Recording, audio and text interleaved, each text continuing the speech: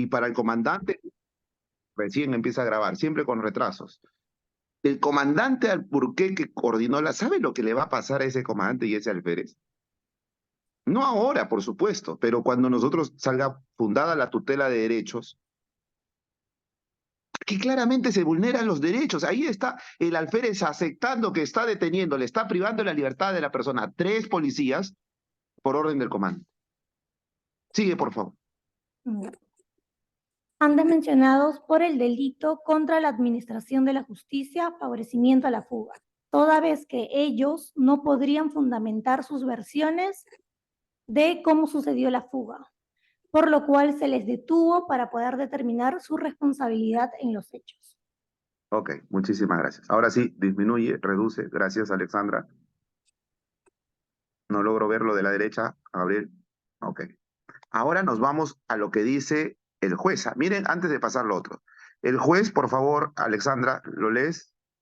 El ad cubo, donde dice el ad cubo, que es lo que el juez señala en su resolución. Léelo, por favor.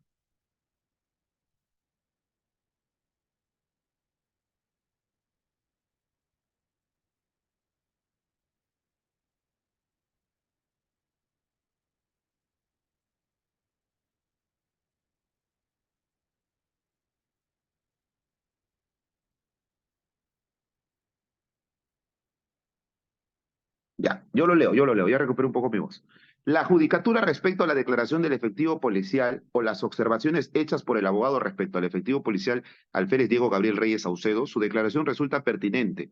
Es un elemento de convicción, pues es la persona que permite la detención de los efectivos policiales, justamente porque él es el que se da cuenta que las versiones de los efectivos policiales son contradictorias. Él es quien tomó la primera declaración o realizó las preguntas a los efectivos policiales para saber qué es lo que ha pasado y él es quien justamente ordena la detención de estos 3 investigados, por lo cual es un elemento de convicción que demostraría si bien el hecho particular no necesariamente tiene que ser testigo de los hechos, sino que a medida que se iban dando las contradicciones de estos efectivos policiales, se podía determinar la responsabilidad de los mismos, o al menos generaban indicios o elementos de convicción suficientes para realizar una prisión preventiva. O sea, yo te detengo para investigar, no investigo para detener. Es lo que nos dice este acudo. Por eso que también merece ser procesado por prevaricato. Entonces, ¿por qué? Porque vamos a subir un poco lo que dice ahora la sala permanente en un, acuerdo, en un recurso de nulidad y que ustedes deben advertir. O sea, porque yo advierto declaraciones o contradicciones, es necesario justamente llevarlos a una detención, me parece que es totalmente incorrecto. Ahora, ¿por qué?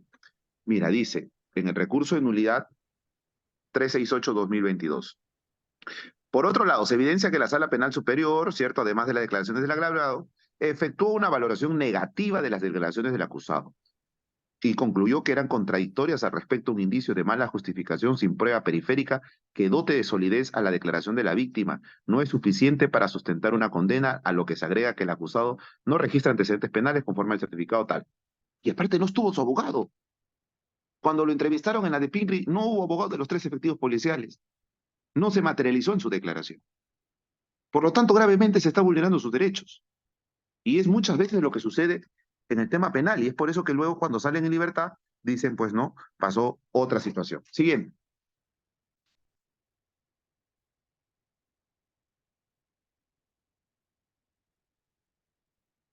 Ya, esto es la declaración, esto no me sirve porque prácticamente solamente lo que la seguridad nos dijo es, el señor Valderrama miente porque él nunca entró a las oficinas o no se le percató. Siguiente.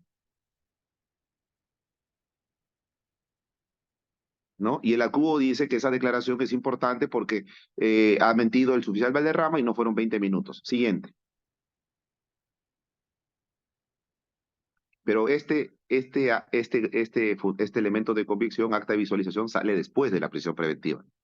Y miren, coincide con lo que dijo mi cliente, que a las 17:28 se observa que Fuster baja del vehículo con un objeto, que es el expediente, y a las 17:39 baja mi cliente. Entonces, mi cliente siempre dijo la verdad, que él bajó atrás y pues ingresó a la fiscalía. Se caen las declaraciones de la de seguridad, se cae la declaración del asistente en la función fiscal y por lo tanto sus graves y fundados elementos de convicción. Siguiente. Bueno, Yo he argumentado que conforme al artículo 71 del Código Procesal Penal, mi cliente tenía la obligación de brindarle una llamada para que comunique a sus familiares el traslado de él, ¿no? Y el artículo 20, inciso 8 del Código Penal que ayer les enseñé a ustedes, que es la eximencia de responsabilidad penal. Siguiente. Y bueno, ya esto sí no lo puedo enseñar a ustedes porque ya es un tema procesal sobre prognosis de pena. Ahí dejamos con el PPT, por favor. Entonces, en conclusión, la mala elaboración de estas actas va a contraer justamente esto, siempre. Y lógicamente que yo recopilo esa situación y los pongo a los magistrados y pues por alegría de la prognosis de pena lo logro sacar a este suboficial que a todas luces es inocente. Para que vean el sesgo que existe a veces contra la familia policial y contratar a malos abogados para que los defiendan. Esto sucede con habitualidad, siempre. A veces buscamos lo barato, pero nos sale súper caro cuando tienen que ir al penal, pagar pabellón, pagar colchón, todo por quizás ahorrarte en un momento donde se está deliberando tu propia libertad. Y no es por cherry, que les diga ahora, afílense a la Cámara Legal que los voy a defender, ¿no? Pero es verdad. Siguiente. Jairo se ríe. Doctor, O sea, puro particular vamos a atender, ¿no, Jairo? Ya, doctor, sí. doctor, y entonces, observando, ¿no?, lo que se ha visualizado en el acta, eh, ¿cuál debió ser el proceder o qué documento, de qué manera se debió formular el documento? O, Control de identidad para la averiguación de un hecho punible. Que se abra una carpeta, que se investigue, pero con comparecencia con restricciones, porque no tenía los elementos constitutivos de una flagrancia delictiva. Y dentro del proceso de investigación se demuestre o no la culpabilidad de los 3 policías. Y lo peor, quisieron aplicarle pluralidad de imputados a mi cliente cuando a los 2 otros policías le dieron libertad y solo a él lo llevaron a prisión preventiva. Entonces, hoy se logró esa victoria parcial. Digo parcial porque igual voy a ir al recurso de casación porque no estoy satisfecho que solamente me hayan dado la razón en el segundo elemento de la prognosis de la pena, sino considero que hay una inaplicación correcta del artículo 74 o 70. Así que así debió ser, así debió ser. ¿Preguntas? Doctor, buenas noches. Le saluda el oficial de segunda Mori del departamento Amazonas. Mori, dame 2 Doctor, segundos, voy a traerme uno más contra mi corazón. Dame uno más.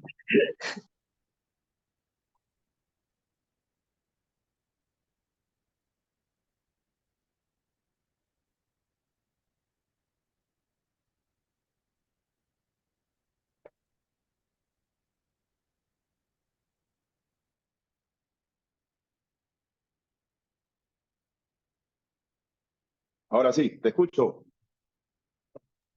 ya, doctor.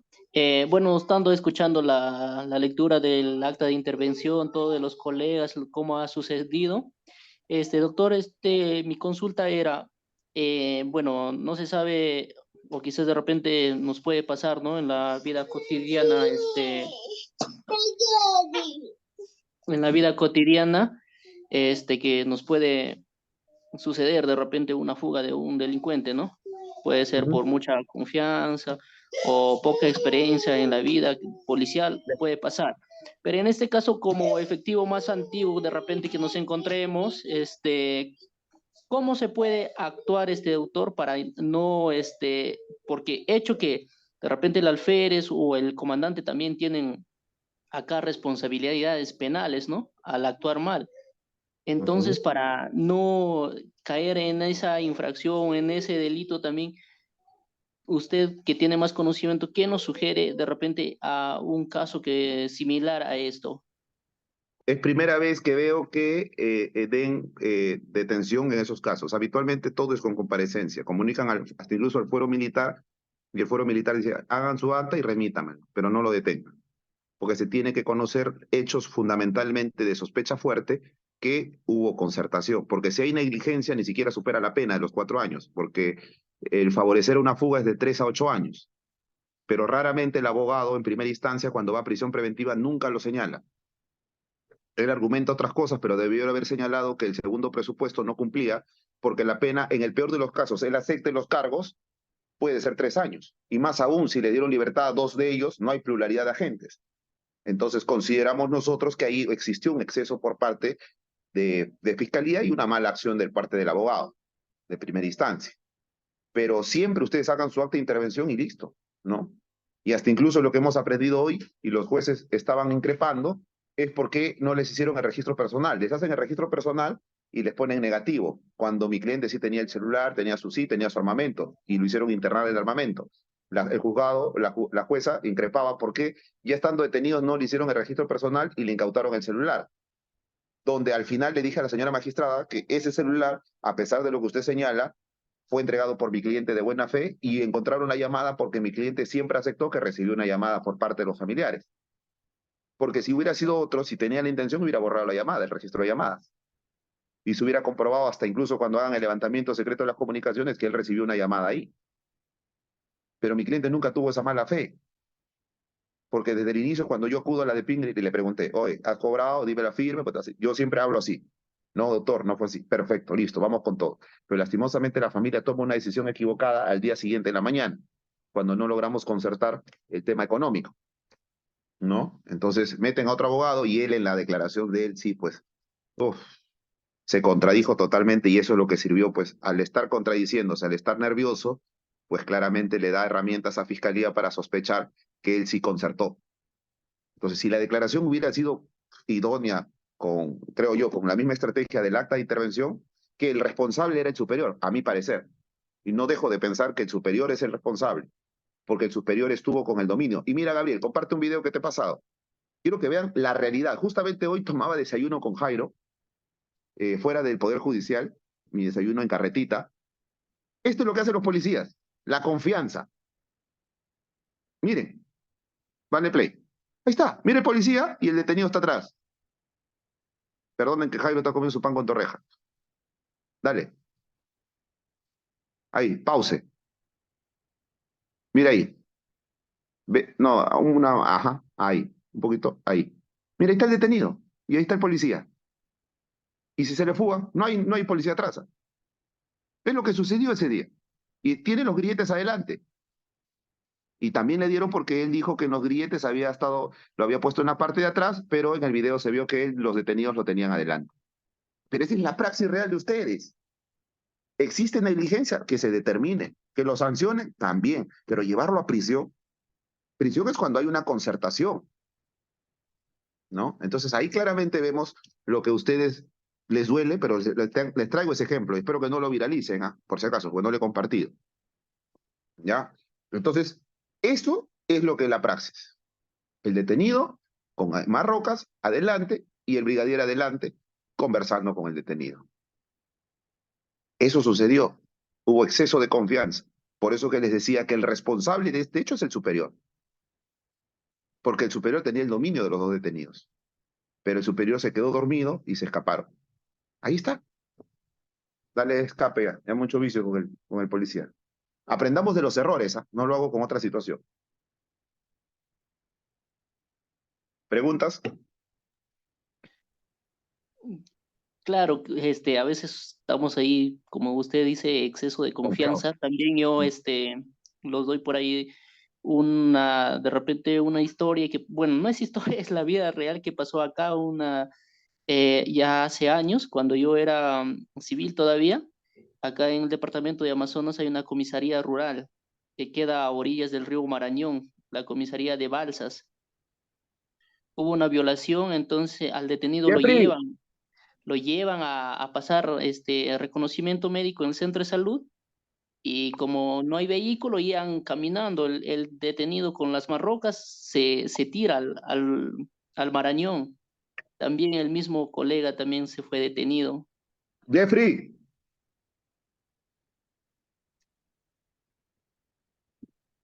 ¿Ya? Sí, sí, te está escuchando. Sería el mismo procedimiento contra el colega, porque el colega también fue detenido. Creo que fue al penal también el colega. Mira, este es el 12º caso de fuga y este es el único que tengo a prisión preventiva. El resto siempre ha sido en libertad, porque nunca se demostró la concertación. Hasta incluso tengo uno de la carceleta del PJ, que excavaron, que hicieron hueco y se escaparon. Y pasaron por las narices de los de seguridad. Pero a pesar de eso, no le dieron prisión preventiva. Tengo otro caso en el Poder Judicial del Callao y tampoco. Pero en este caso puntualmente sí sucedió.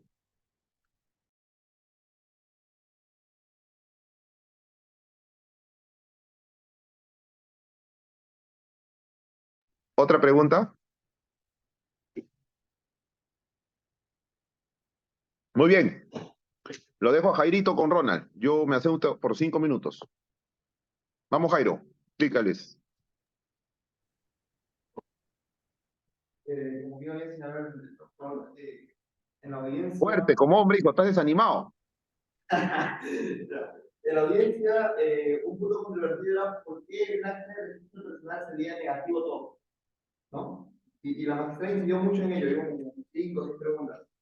Claro, el inconveniente más grande, por ejemplo, y eso hubiera sido bueno plantearlo en el derecho, a punto de hacer, es, a ver, si bien es cierto, el efectivo policial, porque está en el servicio y se nota en los videos, ¿no? Tanto Flores como Pam en servicio, la pregunta era, ¿eso tampoco por qué apareció el arma? Él llevaba. Él sí, no, tampoco, el servicio no había, se le nació todo. Sí, no había arma, no estaba celular, y la pregunta era, ¿de quién es la culpa? ¿O por qué, o por qué sale así? El magistrado pensaba, haciendo eco, capaz no lo quisieron entregar, decía ella, ¿no? ¿No? Pero obviamente lo que sucedió era un mal proceder que posiblemente se pudiera ir por la vía disciplinaria, ¿no? En este caso, si es que se remite a todos a inspectoría. Y justamente es algo que hablamos del caso de invalidez del acta. Recuerda lo que hemos dicho, ¿no? Dice, el acta carecerá de eficacia, la omisión en el acta de alguna formalidad solo privará de sus efectos o tornará invalorable su contenido, cuando ellas no pueden ser suplidas con certeza sobre la base de otros elementos de la misma actuación o actuaciones conexas, o no puedan ser reproducidas con posterioridad. En este caso, por ejemplo, si dicen en el acta de detención o en el acta de señalan, y luego en el reglamento de prisión preventiva señalan que hubo una llamada, la pregunta era, ¿por qué esto jamás apareció en el acta? O sea, no se corrobora con los otros elementos periféricos que supuestamente debía tener conexión el mismo hecho, ¿no? Y justamente es algo que podría evaluarse que hace una invalidez de acta para que carezca dicha acta eficacia en el proceso principal. Inclusive, algo que también se tomaba mucho en cuestión era, los efectivos policiales en la ley de la PNP, una de sus tantas funciones es hacer respetar las normas, los mandatos dictados por el juzgado o por el juez, y también respetar la Constitución y derechos fundamentales. ¿De acuerdo? La pregunta era, ¿qué pasa? Imaginemos que un efectivo policial llama a los familiares de un detenido y Fiscalía, que es el acusador, piensa que es concertación. ¿De acuerdo? Tenemos esta tesis. Pero la pregunta era, ¿qué pasa si el efectivo policial en su declaración, cosa que no se hace aquí, en su declaración decía, yo estoy llamando para hacer saber a sus familiares los derechos o que estoy trasladando al detenido, que son los derechos del artículo 71? O sea, él introduce información. Claro, claro. Entonces, justamente era, ya, si la tesis fiscalía es que concertaron y la tesis del policía dice cumplimiento de un derecho que le asistía tanto al imputado, no solo porque está en el artículo 71, sino por la ley de la PNP, la pregunta era, ¿por qué se incrimina? Porque ante esa disyuntiva, decir incriminación y una justificación, por decirlo, una causa de justificación, lo que cabría es una duda, un beneficio a la duda, por así decirlo, ¿no? Exactamente. Y es justamente algo que no valoró, entiendo yo, el alférez en su inexpertise, porque el alférez tiene 24 años. Ahora, no estoy diciendo que por ser joven tenga esto, pero una de las cosas que no se hizo es valorar o tener la expresión de por qué está deteniendo. Justamente el acta sale que lo detiene por dos cosas, por el orden del comandante y porque el comandante dice, bueno, hay contradicción en tus declaraciones. Y justamente algo que se trae lo que era, ¿es suficiente la contradicción de declaraciones de un investigado para acreditar la responsabilidad penal? Entonces, pasaba lo siguiente, no hubo aquella discrecionalidad que sí tienen los instructores, ¿no? O el efectivo policial para detener. ¿Ya? No justificó su detención. Si no justificó su detención, hay una privación arbitraria de libertad. Correcto. Ya hemos hablado en días anteriores. ¿Qué pasa cuando hay privación arbitrar libertad. Posiblemente hay un habeas corpus, derechos correspondientes. Y justamente una consecuencia, si estuviéramos en habeas corpus, por ejemplo, es que el juzgado constitucional, dentro de las tantos puntos que resuelve, uno de ellos es abrir instrucción contra los efectivos policiales que privan de libertad arbitraria al efectivo policial o al ciudadano. Quiero aclarar con relación a la formulación de las actas, tocando este caso, este tema, que el instructor es el responsable, el único responsable de la formulación del acta.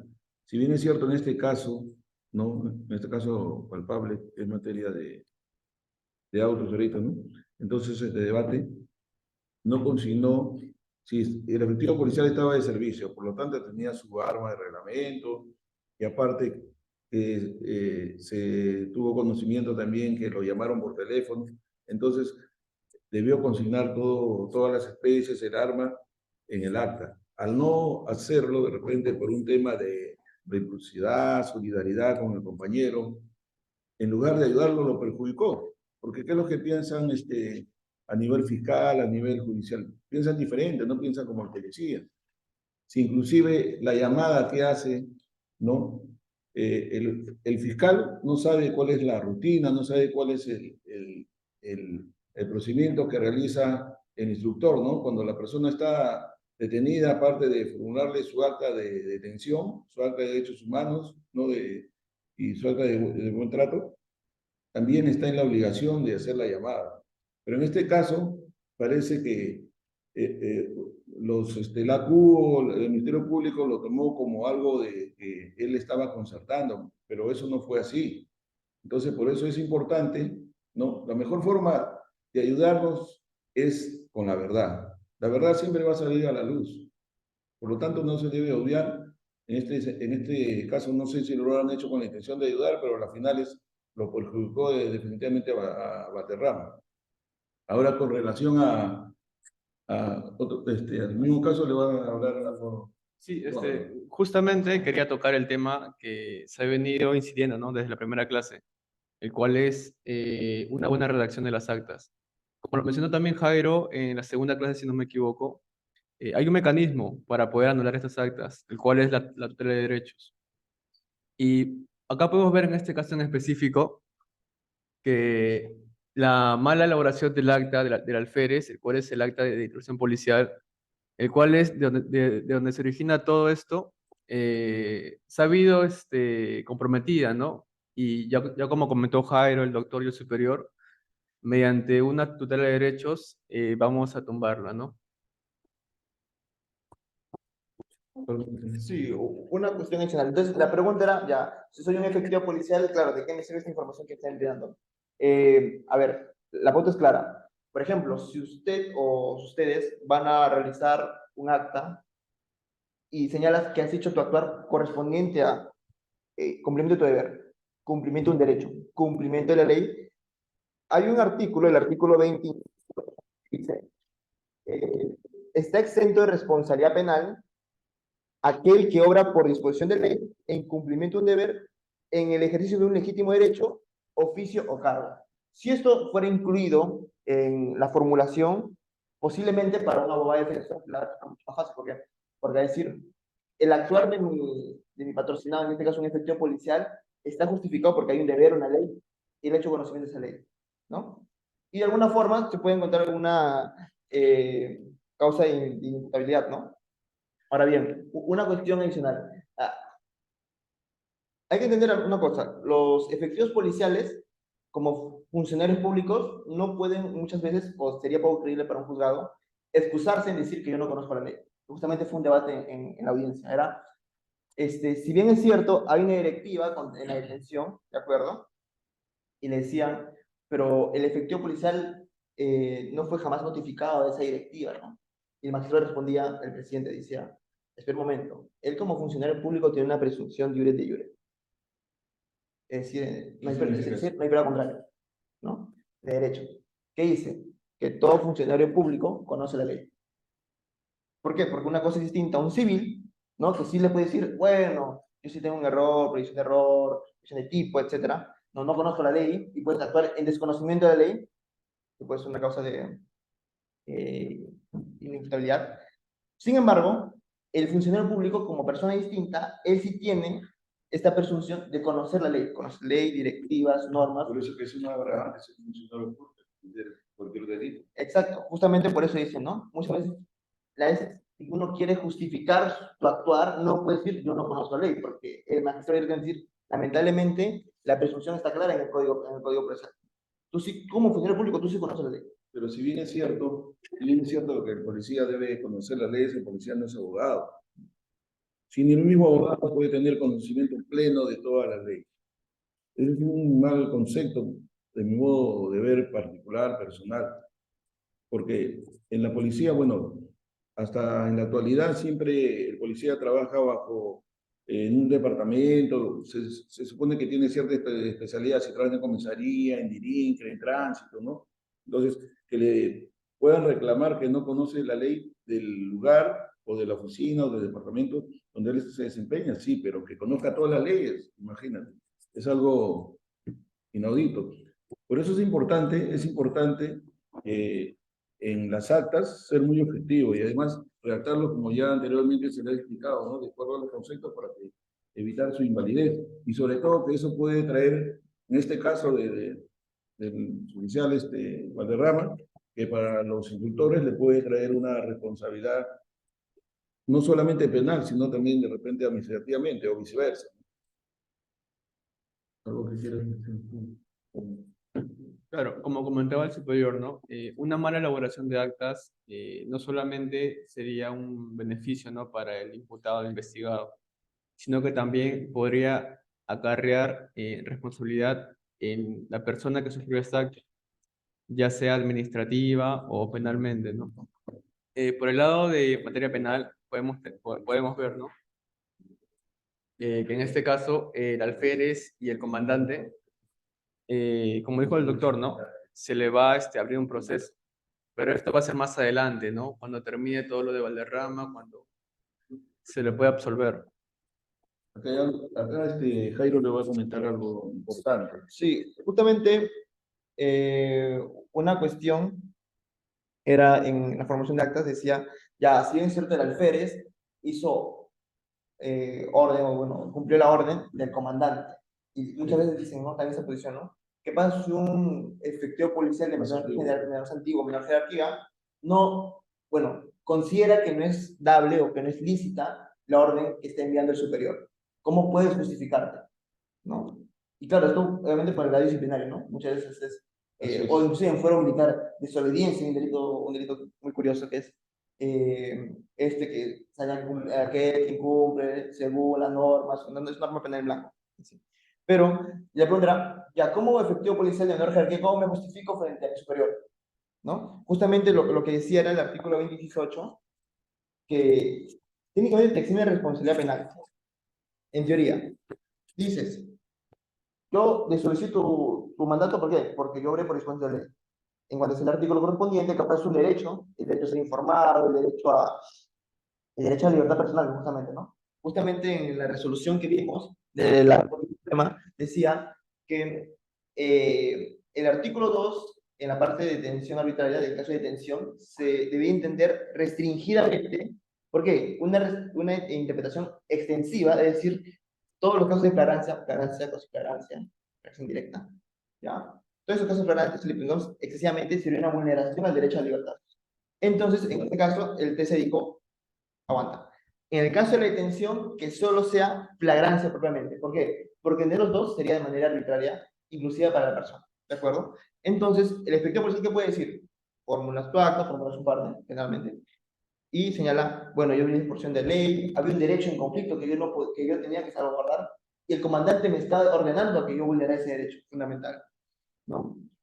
¿Qué prima? ¿La disposición, la orden del comandante o poner algún derecho sagrado? Y justamente si imaginamos en el peor de los casos, va a una otra derecho, habeas corpus, un proceso constitucional o un proceso disciplinario, muchas veces decir, se va a preferir el derecho fundamental ante un cumplimiento dado por un superior. Porque la Constitución, como norma jerárquica, es lo que prima sobre todas las leyes, ¿no? Si primero está la Constitución, normas con rango de ley, normas infralegales, ¿no? Inclusive la norma, inclusive abajo de las normas superiores puede estar en una orden superior, ¿no? Y eso es justamente lo que podría aducir un efectivo policial de menor jerarquía para absolverse o salvarse de esta sanción de desobediencia que pueda inclusive acarrear el superior jerárquico, ¿no? Porque muchas veces por no cumplir tienen esta costumbre, esta costumbre tienen de hacerla cumplir y bueno, a lo que salga, ¿no? Y muchas veces eso es peor, porque si es un mal actuar, ya la culpa no va a ser del superior, sino decir quién es el que hizo el acto material, ¿no? ¿Alguna pregunta que quisieran agregar? ¿Alguna pregunta? ¿Alguna consulta, Gabo, en el Zoom o alguien que quiera participar? ¿No se escucha eso? No sé, 8, 6. No, eso era su momento. No, eso. Pregúntale, pregúntale. ¿Alguna consulta en el Zoom por ahí? ¿Alguien que tenga una duda con el superior, con nosotros? Hola, ¿Qué hola, tal? ¿qué Sí, tal? sí, se le Mucho escucha. gusto. De la ciudad de Piura le saluda Christian Rogers.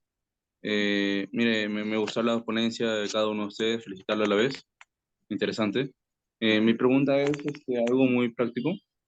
Si es que dentro de la investigación que se ha llevado en el caso que están justamente haciendo la defensa técnica, había un elemento de juicio o pruebas en donde indiquen que el comandante indicó a tal alférez que efectivamente realice la detención de esa persona.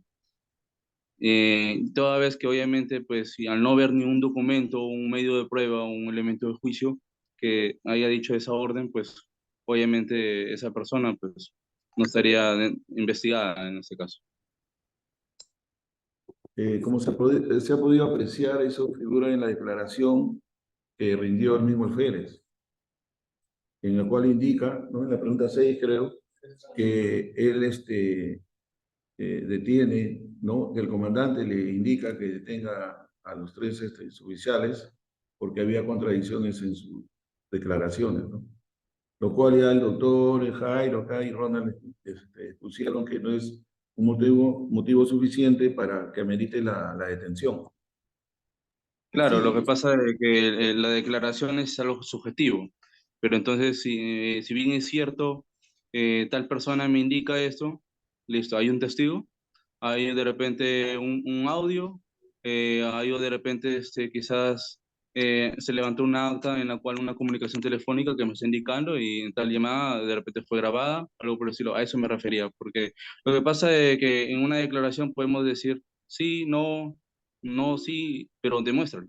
Entonces, por eso claro. esa era mi pregunta, si en caso de repente en la investigación que ustedes están llevando, que es muy interesante, si de repente quizás haya un elemento de juicio donde incriminen prácticamente al comandante. Sí, justamente en ese sentido, Fiscalía, que estaba recabando elementos de convicción, no recabó justamente ese hecho importante, ¿no? De cuál fue, si hay un documento que medio elemento de convicción periférico respecto al alférez y el comandante, ¿no? Toda vez que la declaración del alférez, o sea, Fiscalía no quería saber qué tanto se dijo en la comunicación o qué fue la intención. Lo que él quería saber es cuáles fueron o cuál fue el motivo por qué se detuvo a los 3 efectivos, ¿no? No si, obviamente, en la declaración sale como el comandante, ¿no? Previamente cuando se le dijo, allá fue por contradicciones, Fiscalía agarró solo ese punto en específico y de ahí armó todo el requerimiento de prisión preventiva, bueno, la formalización, prisión preventiva, justamente solo por ese hecho. No se tomó la tarea, por así decirlo, de corroborar inclusive, porque eso sería una omisión, por ejemplo. Yo siempre decía, ahí salió en una parte dice que hay 4 conceptos fundamentales en el derecho procesal acusatorio, penal, que era algo que se llama la carga de la prueba. Carga de la prueba, ¿quién es? El acusador. El acusador tiene la facultad, o bueno, tiene la exigencia de realizar toda prueba sustentada y contra el investigado, ¿no? Es así que si el fiscalía o el acusador no hace su tarea bien, el juzgador, pues, en ningún momento o por ningún motivo, inclusive pensando ya, el juez puede pensar que tú eres culpable, pero si el acusador no hizo su tarea, no te puede declarar a ti como sentenciado o condenado, ¿no? Y justamente eso fue algo que se evaluó, ¿no? Que dentro de las acusaciones de fiscalía había situaciones que, por ejemplo, dijo la declaración del alférez, lo tomó como cierto, ¿de acuerdo? Dijo la declaración de la agente de función fiscal, lo tomó como cierto. Dijo la declaración de los guardianes, lo tomó como cierto. si vemos estos actos de investigación, como usted señala, no hay elementos periféricos que permitan acreditar una efectiva carga de la prueba, ¿no? Claro, una concertación. El tema de la llamada fue también que Claro, sirvió bastante. no hubo ese trabajo por parte de Fiscalía, no hubo ese trabajo de, me dijo esto, pero también acredito esta declaración con otros elementos de conclusión, Claro. que se debe hacer. Justamente hay un acuerdo plenario de 2005 que habla sobre la corroboración de elementos periféricos, pero este es el caso de la incriminación, ¿no? Una incriminación no solo tiene que tener un estándar, sino también tiene que pasar ciertos parámetros, ¿no?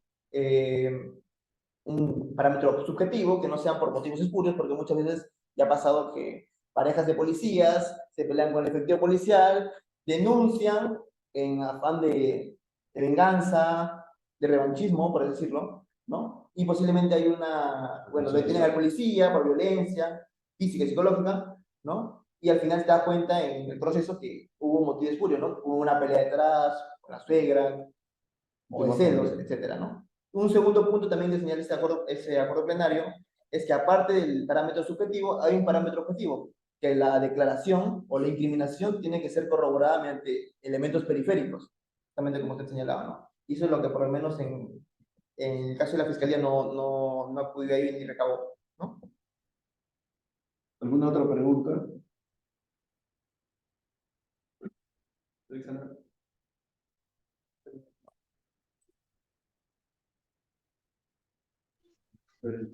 Agradecido de antemano, caballeros, por la explicación.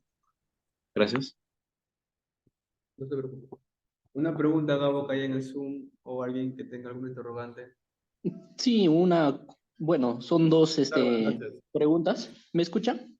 Sí, ¿qué tal? Buenas noches, sí lo escuchamos. Sí, lo escuchamos. Buenas noches con todos. Mi pregunta es, en el caso del alférez y el comandante, ¿en qué delito estuvieran para investigar? Y si lo que es el representante de la Fiscalía o del Ministerio Público también tiene de repente, alguna sanción o alguna investigación en este caso.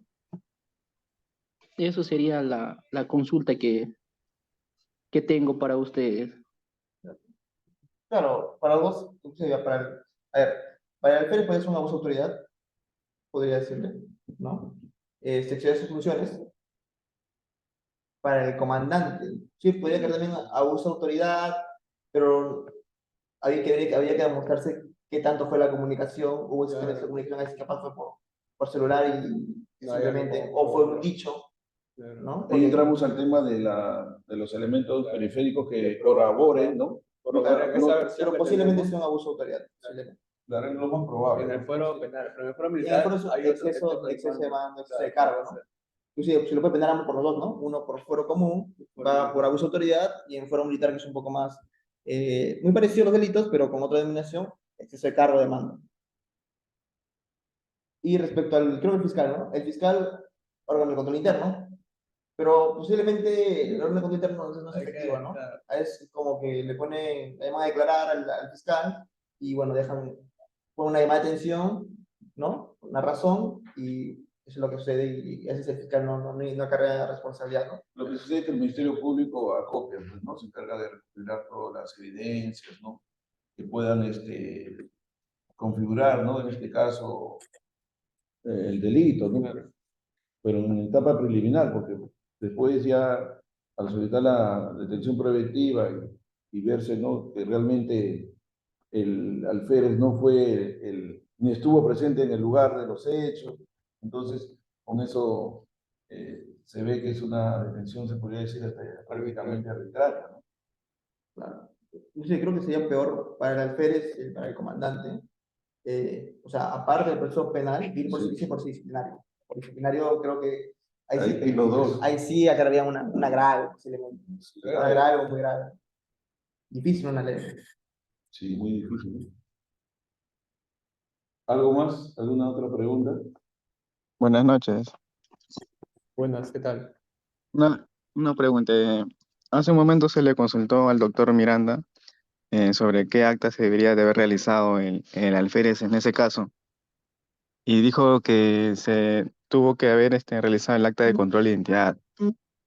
¿Podrían explicar un poco más sobre ese tema de por qué debería realizarse el acta de control de identidad para los tres suboficiales? Ah, no, pero no entenderlos. Ante la segunda comisión. Allá, o sea, claro, o sea, ¿qué pasa? A ver, dentro de las varias actas que cumplen funciones, porque hay que poner esto, ¿no? Cada acta tiene una función.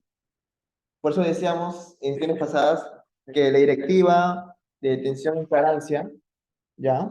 O en flagrancia, decía, tú puedes hacer un cúmulo de actas, registro personal, incautación, porque ¿cuál era el primer paso? Hacer un acta que tenga la función de retirar el hecho, bueno, el objeto ilícito por parte del infractor, o sea, separarlos, ¿no? Esa era la función del acta. Y había un montón de actas que se podía hacer, ¿no? Ahora bien, en este caso en concreto, tienes la sospecha de que hay una comisión de un ilícito, ¿de acuerdo? La pregunta del millón, ¿qué acta me cumple una función, ya, que me asegure que va a haber una investigación o se va a abrir una investigación, ¿no? Por parte de ese investigado. La última rato sería el acta de atención, porque el acta de atención significa que es de las actas, es la que priva el derecho de libertad personal a una persona. Sería la última ratio, por decirlo, ¿no? Si el derecho penal es la última ratio o la última razón de un proceso, Dentro de las actas, dentro de las actas sería el acta de detención, correctamente. ¿No? Entonces, como el acta de detención es lo último que se va a hacer, caso extremo, a menos que exista una flagrancia o un caso o una gran certeza de que ha ocurrido un hecho ilícito, ¿no? ¿Cuál sería el otro acta que pueda sustituir? Y en ese sentido es cuando el doctor Miranda decía un control de identidad. ¿Por qué? Porque la directiva de control de identidad decía, no solo puede estar por casos de control de identidad, ¿no? Sino también ante la presunta comisión de un hecho ilícito, ¿no? Y justamente esa sería la función del acta y por qué supliría al acta de detención como última ratio esta acta, ¿no?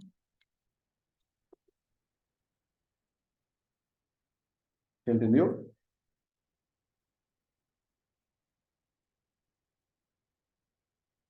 ¿Se escucha? ¿Sí?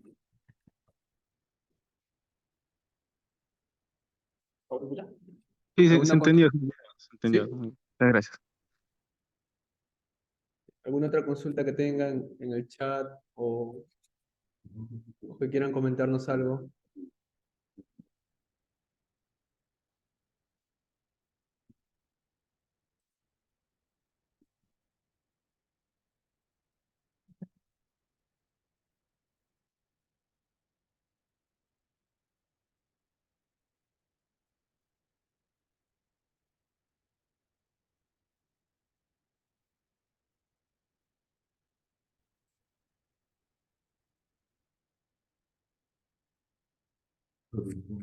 Y yo, pues bueno, un dato adicional, ¿no? Justamente ahora entrando al tema de las actas, era muchas veces el efectivo policial, ya que ahora es un acta, debe hacer este análisis previo, ¿no? Antes de formular un acta, ¿no?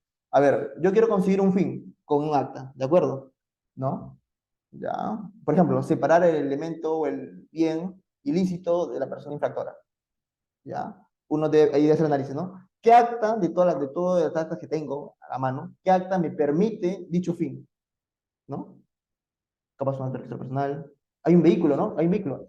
Registro vehicular. Ajá, registro vehicular. O hasta registro personal, si es que la persona se lo encuentra así en la calle. Y creo que el análisis es así. El análisis es, yo hago un acta y el análisis es funcional. ¿Cuál sería el acta que me cumpliría mejor la función o el fin que yo quiero obtener? ¿No? Por eso decíamos, es preferible un control de identidad cuando no se tiene certeza. ¿Por qué? Porque un acta de detención es privar la libertad personal de una persona, ¿no? Sin tener la certeza. Exactamente, sin tener la certeza. Justamente hay un concepto muy bonito que se llama residualidad, ¿no? Se utiliza mucho en procesos constitucionales, en tutela de derechos, ¿no?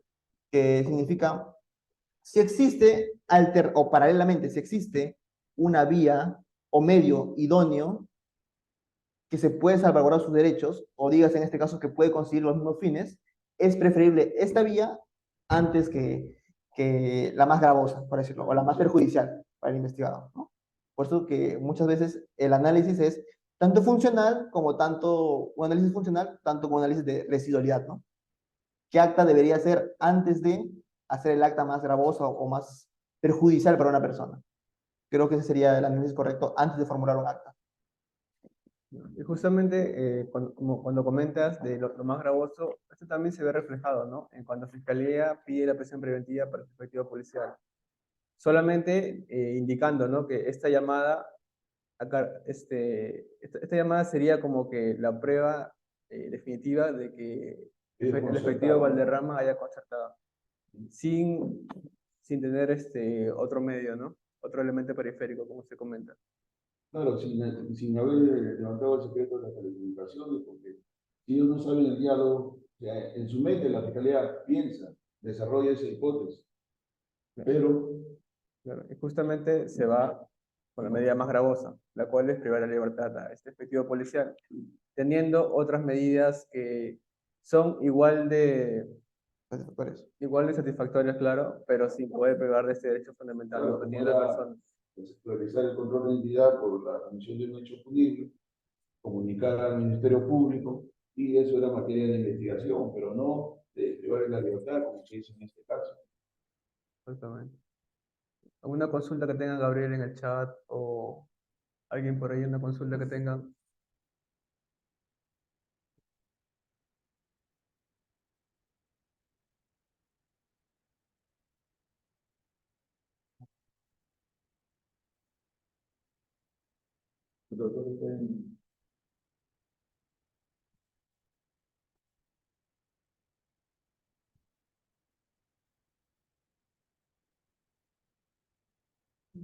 Gabriel.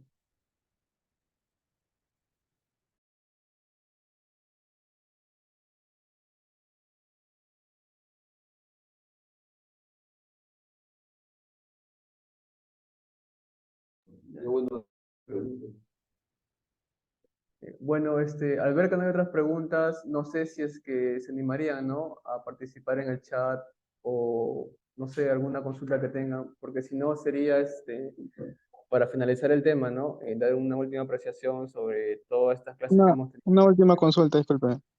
Claro, lo escuchamos. Que una mujer, por ejemplo, yo me encuentro patrullando, ¿no? En la calle y una mujer detenga el patrullero, ¿no? Y indique a un sujeto que le ha hecho tocamientos indebidos, ¿no?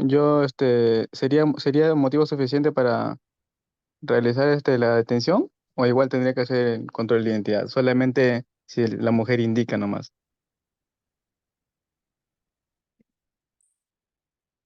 Respondiendo a la pregunta, a ver, nosotros habíamos dicho que es preferible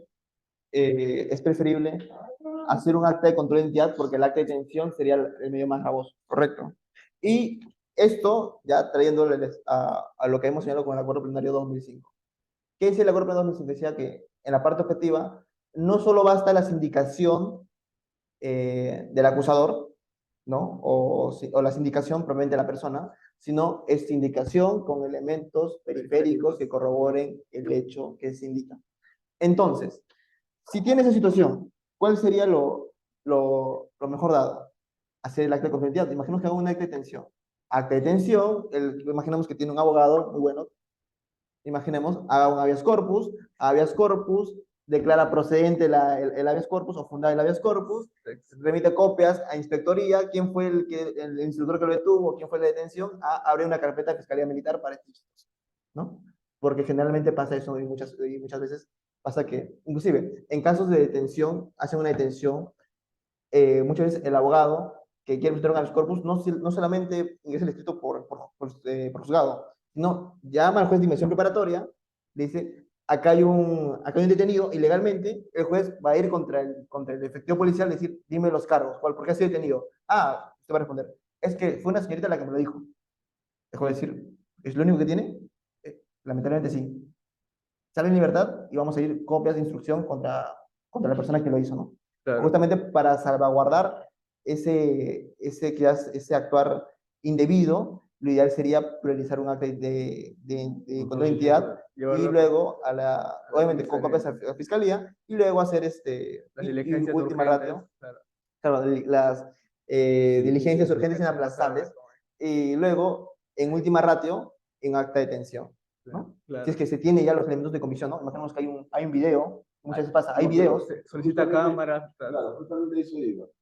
Si la testigo denuncia un hecho, ¿no? Y hay testigos o ya el policía tiene que ver la forma de, en primer lugar, de atender a la señora, y si te dicen la sido, bueno, ya, lo retienes, lo llevas a la comisaría o unidad, y inmediatamente buscas testigos o videos que puedan corroborar la versión de la señora. Y en base de eso, ya tú ves si es conveniente detenerlo o no. Porque si no, el ciudadano se queja, y se queja contra el ejecutivo policial, también eso es otro tema. ¿Va disciplinario? ¿Un MG? ¿Un agravio? Para hacer su descargo, ¿qué le puede decir? Por eso, Que se Yo- afile. ¿Ah? Que se afile. ¿O qué? Exactamente, ¿no? es importante corroborar, es importante corroborar. Claro. Justamente por eso decíamos, es importante el requisito de residualidad. ¿Por qué? Porque si tiene pocos elementos de convicción, si tiene la sola declaración, y la proponía de 2005, si tiene la sola declaración, la sindicación, no tienes otra forma de cómo probarlo. ¿Cómo un efectivo policial se atrevería a hacer un acta de detención? ¿No? Por eso es, si tienes si tienes un acta que te permite cumplir la misma función y de alguna forma ser menos gravosa para el intervenido, detenido o la persona de intervención, elige el acta que va a ser, que cumple la misma función y sea menos gravosa, es decir, el acta de control de identidad, ¿no? Antes que un acta de detención, porque posiblemente hay un acto arbitrario y esto va a cargar consecuencias, no tanto disciplinariamente como penalmente para el efectivo policial que realizó ello. Claro. Para finalizar, podría ser, para agregar, mejor dicho, al punto de Jairo, sería hacer un control de identidad, ¿no? Por 4 horas en la comisaría y ahí realizar las diligencias que son urgentes, ¿no? Podría ser buscar testigos como comité superior o recabar cámaras en el lugar, si es que lo haya, ¿no? Y su regla de tiempo. Claro, claro, y si es que encuentras elementos, Las 4 horas claro, que te da el entre tiempo. las 4 horas, si encuentras elementos que vayan de la mano con lo que has indicado la supuesta agraviada, que sigue la detención, claro.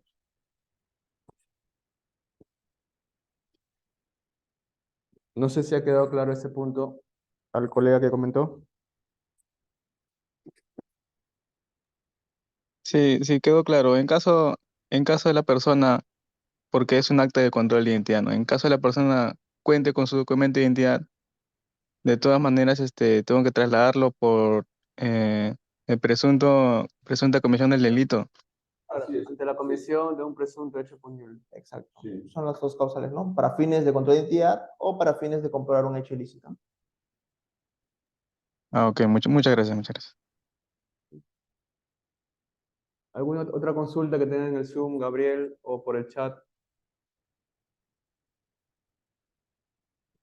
Bien, en primer lugar quiero agradecer a todos los que han estado presentes y los que han estado en estas 4 clases con nosotros, ¿no? Ha sido una experiencia muy buena para nosotros y enriquecedora para ustedes. Eso es lo que esperamos, ¿no? Y sin otra cosa que agregar, agradecemos que hayan estado presentes el día de hoy, que hayan participado y que les haya quedado algo importante, ¿no? De la información que hemos brindado. Sin más, sería todo de mi parte. Agradezco a todos y me despido con ustedes.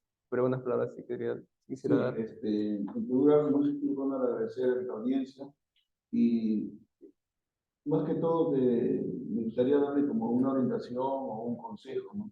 En el sentido de que el policía tiene que ser en estos tiempos ya, con los avances tecnológicos, los medios y todo eso, ser más profesional. Porque tiene que tener en cuenta que el ser policía no es fácil. No es fácil y ustedes mismos día a día lo experimentan y lo viven. Entonces tenemos que informarnos más, leer más. Está bien, el policía no es un abogado, pero también puede ser abogado. Entonces, tratar de instruirte, de leer, estar al día, al menos dentro de la unidad donde tú trabajes, enriquecerte, para saber y tener miedo, y dejar de tener miedo para cuando formules un acta o una intervención. El que trabaja administrativamente también tiene que saber el tema penal, el tema administrativo y disciplinario. Para el policía, así como tiene su arma de fuego, también el Código Penal es un arma, un instrumento legal. El reglamento disciplinario también, que debemos siempre tratar de ver si sale algún dispositivo nuevo, alguna modificatoria, debemos tener presente eso, tenemos que trabajar más profesionalmente. Y con eso vamos a perder el miedo a la intervención. ¿Por qué tenemos miedo a la intervención? Porque dicen, no, después me van a llamar. Es nuestro trabajo, es nuestra función. Demostrémosle amor a nuestro trabajo, a lo que hacemos. De eso depende nuestra familia, depende de nuestros hijos, la educación de nuestros hijos, nuestra esposa, nuestros padres. Entonces, es importante que nos cuidemos en todo aspecto. Y uno de esos aspectos es instruirnos, leer. Eso es todo lo que les diría. Muchas gracias por su audiencia. Doctor Jairo, tú. Bueno, sobre todo recalcar y agradecer el espacio y la oportunidad por el cual podemos llegar a ustedes. Como bien saben, pertenecemos a la Cámara Legal Fortaleza. Obviamente, cada área está especializada, tanto en disciplinario, penal, pero obviamente todo es un conjunto. ¿Por qué? Porque hay casos de detención donde no solo se abre una carpeta en el fuero penal o en la sede penal, sino también copias de inspectoría, y esto genera una dificultad que posiblemente otros abogados no tengan, porque la mayoría defienden o representan a civiles, ¿no? El caso de un efectivo policial es distinto. Por eso es que es, como bien señala el superior, es importante tener tanto el Código Penal, Código Procesal Penal y la ley de la policía, y tanto como su procedimiento disciplinario, para que el efectivo policial pueda tener las herramientas necesarias para poder defenderse, actuar con diligencia, actuar debidamente, ¿no? Y esto, sin duda alguna, también capacitarse, sin duda alguna va a ser enriquecedora, porque al final del día, los efectivos policiales constituyen un gran control de la ciudadanía y el respeto de la ley, ¿no? Así que por mi parte muy agradecido, esperemos que haya quedado más interrogantes que respuestas, porque justamente es lo que anima a las personas a investigar, a querer saber más. Próximamente vamos a tener otros cursos, así que están invitados, cordialmente invitados para que puedan ser de su agrado, ¿no? Y por último, agradecer su presencia, porque ya son, van a ser casi las 9, y tener esa asistencia por parte de ustedes significa que hay un esfuerzo que posteriormente va a ser recompensado seguramente, ¿no? Así que muy agradecido por ello.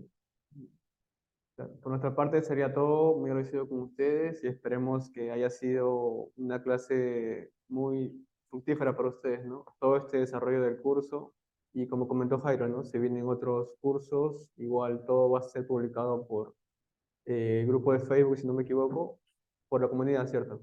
Por la comunidad. Y estamos en Black Friday, ¿no? Claro, Sí. sí, y ajá, el Black Friday y cualquier cosa, ¿no? Con los canales de atención, tienen los números en la pantalla, ¿no? No, en la página web o si no en Facebook, en los canales, cualquier cosa, esos números, ya saben, ¿no? Vamos a su disposición.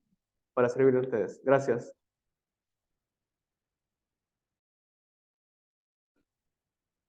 Bueno, gracias a ustedes también por su tiempo y su enseñanza que nos brindan, ya que en la vida diaria del efectivo policial está lleno de problemas y todo. Y como escuché por ahí, hay que tratar de no equivocarnos, ya que la vida está muy crítica también, y aprender de los errores de otros. Muchas gracias. Gracias a ustedes más bien por asistir. Sí, muchas gracias. Hasta luego. Con todos, gracias, muy amable con todos. Hasta luego. Hasta Nos una vemos. próxima oportunidad.